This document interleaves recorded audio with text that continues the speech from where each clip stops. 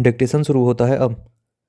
कुछ वर्ष पहले सफ़र के दौरान मोहन पर्रिकर के पास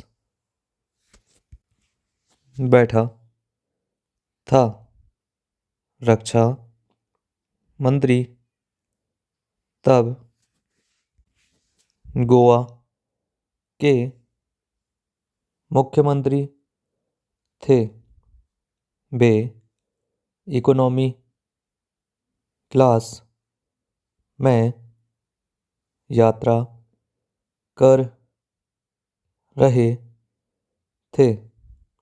वे अपनी खास आधे आस्तीन की शर्ट, पैंट और चप्पल पहने थे। जब विमान नीचे उतरा तो वे कन्वेयर बेल्ट पर सूटकेस का इंतज़ार कर रहे थे और खुद ही ट्रॉली खींचकर ले गए। निजी सहायकों का कोई लवाजमा उनके साथ नहीं था।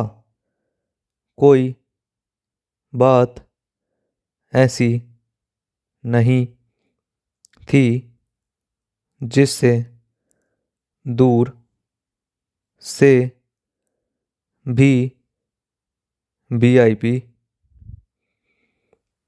संस्कृति की गंध आती हो। एयरपोर्ट से बाहर निकलकर विदा लेते हुए उन्होंने कहा, आप सबको लगता है कि केवल अरविंद केजरीवाल ही आम आदमी के मुख्यमंत्री हैं।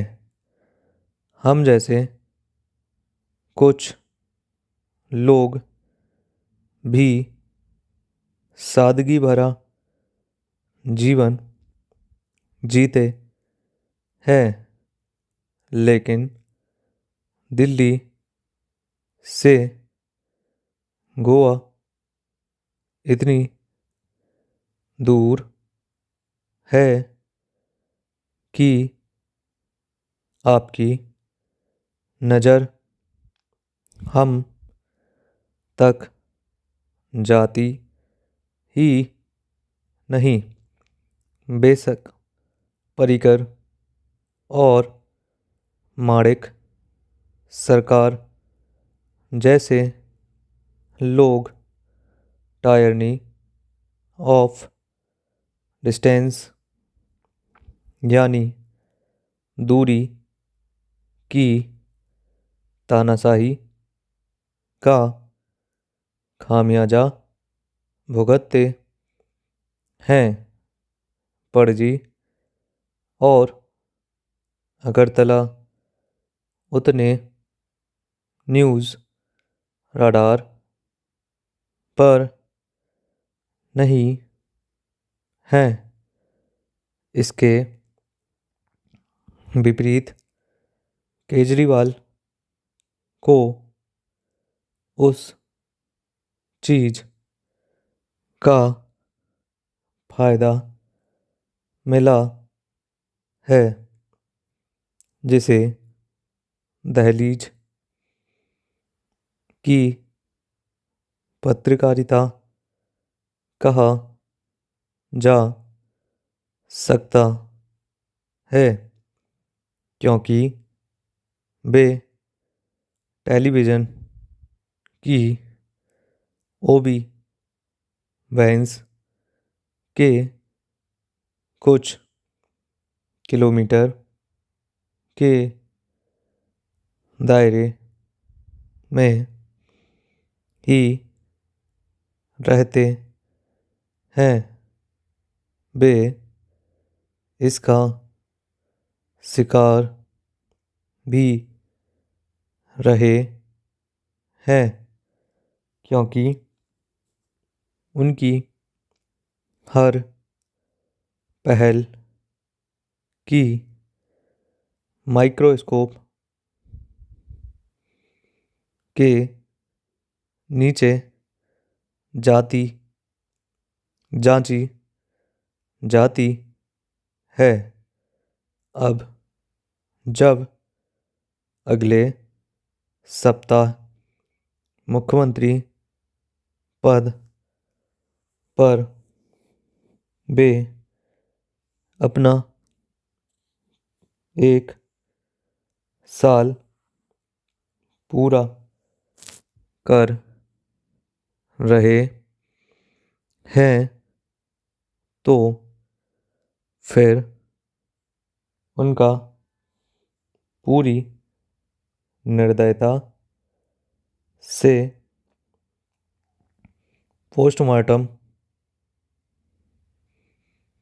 हो जाएगा, किंतु सिर्फ भौगोलिक निकटता दिल्ली के मुख्यमंत्री पर नेशनल मीडिया के अतिरिक्त ध्यान देने की वजह नहीं है।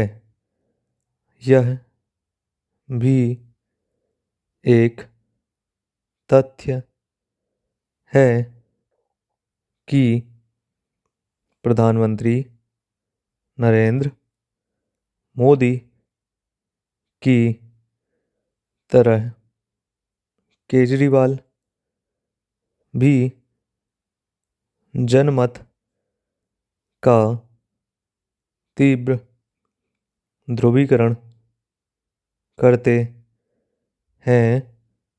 वास्तविक या बनावटी जनमत का shop box social media Kejriwal पर साफ तौर पर बट जाता है, या तो आप उनकी सराहना करते हैं या उन्हें नापसंद करते हैं। जहाँ तर्कसंगत संवाद की कोई गुंजाइश नहीं है, शायद फिर मोदी की तरह केजरीवाल भी जनमत के इस विभाजन का पूरा लुत्फ उठाते हैं। खुद को शिकार बताकर वे समर्थकों में अपनी स्थिति मजबूत कर लेते हैं। मोदी की तरह केजरीवाल भी यथास्थिति को चुनौती देते हैं। देने वाले बदलाव के वाहक चेंज एजेंट के बतौर चुने गए थे।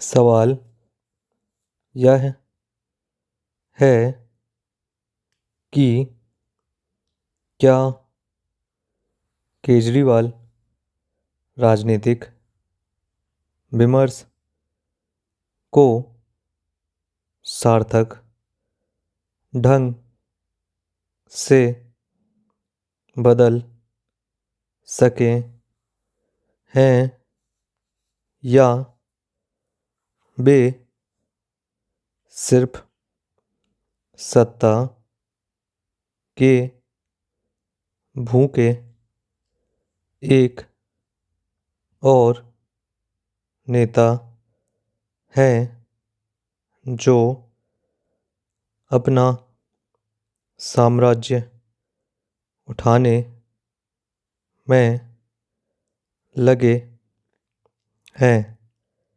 हाल की ऑड इवन कार योजना में उनके भीतर का सर्वोत्तम और निकृष्टतम देखने को मिला।